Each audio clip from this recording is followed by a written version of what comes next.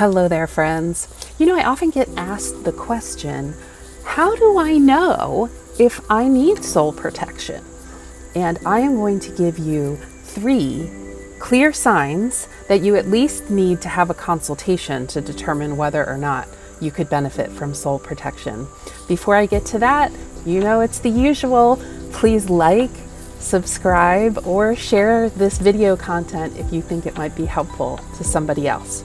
Okay, so back to the question, how can I tell if I might need soul protection? The first way you might be able to tell is if you have unexplained energy drain.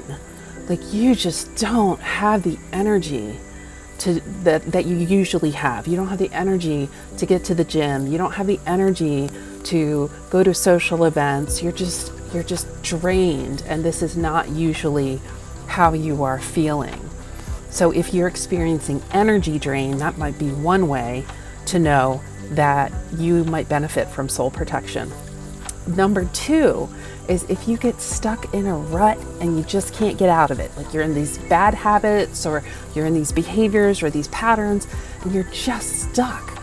And no matter what you do, no matter how hard you try, you just can't make progress. That could be financially, that could be with physical goals, that could be with relationship goals. That sense of stuckness is a possible sign that you could benefit from soul protection. And the third sign is that you have unexplained anxiety or depression or mood swings that it's just not you. You just don't feel like yourself.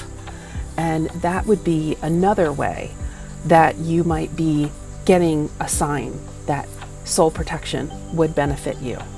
So if you're concerned that you might need some support, energetic support through soul protection, by all means, reach out to me on my website and we can schedule a consultation. I can do an energy screening for you, and we can talk about whether or not soul protection might benefit you.